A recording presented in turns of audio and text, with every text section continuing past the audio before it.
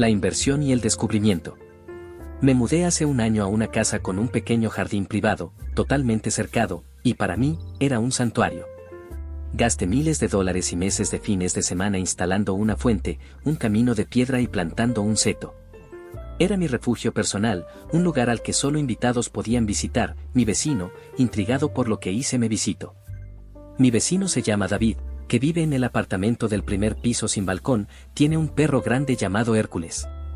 El vecino comenzó sutilmente a insinuar que mi jardín sería el lugar ideal para que su perro hiciera sus necesidades. Eran comentarios casuales, no les tome importancia. Luego de varios días me dejó una nota en el buzón: qué bonito se ve, sería genial para Hércules.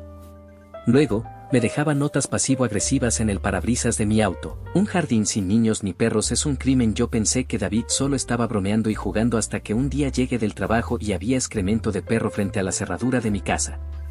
En mi mente solo se me ocurrió que sería un perro callejero y pues no tuve más opción que limpiarla. Pero pasó una semana y entonces me encontré con mi vecino David paseando con Hércules, su perro, y me lanza el comentario que si podía pasar con Hércules para que se familiarizara con el jardín. Con postura firme le dije que no, que era mi espacio de tranquilidad donde me gustaba sentarme y escribir historias. Se le notó la molestia en su cara y me dijo de manera bromista: no quise molestarte. Egoísta. Así pasarían unos días. La confrontación verbal se volvió regular. Me detenía en la acera de la calle, casi bloqueándome el paso, para decirme que yo era egoísta y materialista por tener un espacio tan grande y no compartirlo con su pobre e infeliz perro. Mi paciencia se agotó cuando vi que dejó bolsas de excremento de Hércules justo afuera de mi cerca, como un mensaje silencioso. Finalmente, una mañana de sábado, oí un ruido metálico en mi jardín. Miré por la ventana de la cocina y mi sangre se heló. David estaba en mi portón, tratando de forzar la cerradura con una palanca. Estaba intentando entrar en mi propiedad privada. Salí corriendo de la casa gritando. Lo confronté. David, con la palanca aún en la mano, me dijo con total descaro que había consultado con otros vecinos y que todos estaban de acuerdo en que no le estaba dando un buen uso a la propiedad. Me dijo que, por ley moral, si yo no lo usaba lo suficiente, él tenía el derecho de usarlo para un fin más noble, como la felicidad animal. Le dije que, si no se iba de inmediato, llamaría a la policía por intento de allanamiento y vandalismo. El día siguiente, viendo el actual comportamiento de mi vecino, decidí poner una cámara de vigilancia para cuidar mi casa mientras estuviera fuera de ella, así me sentiría más seguro. En las siguientes 2 semanas no vi ningún movimiento extraño en la cámara y pude seguir viviendo tranquilo en la comodidad de mi casa y jardín. Pensé que ya mi vecino habría entendido que era mi propiedad y que tenía que respetar mi decisión. Por motivos de trabajo tuve que irme un fin de semana, pero como ya había pasado un mes y no había ningún acontecimiento con el vecino, me fui tranquilo. Aunque de igual manera dejé mi cámara encendida y solo por precaución puse otra cámara oculta en otro ángulo de la casa. En el viaje tenía un extraño presentimiento, pero decidí no pensarlo demasiado.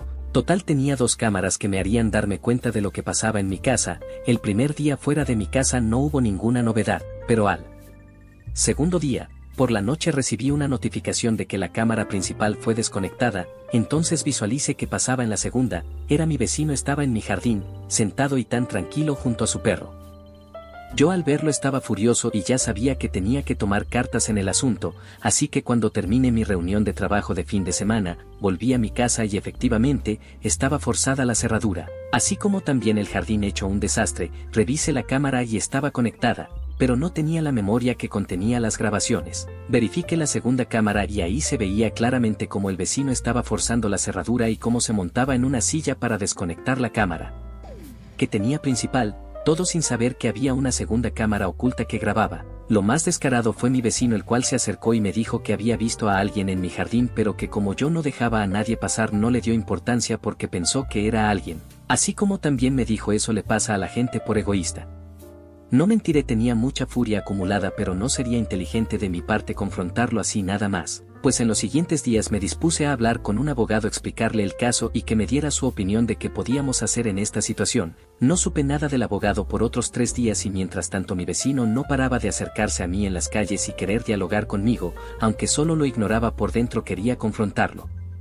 Hasta que llegó el ansiado día en el que mi abogado me dijo que ya tenía preparado el caso para trabajarlo, me explicó qué debía decir y cómo debía actuar cuando le llegara la notificación a mi vecino. No pasaron ni 2 horas y mi vecino empezó a gritar desde fuera de mi casa molesta: ¿qué es esto? Como que una citación, no tienes pruebas de que haya sido yo, solo eres un egoísta que me culpa porque recibió su merecido.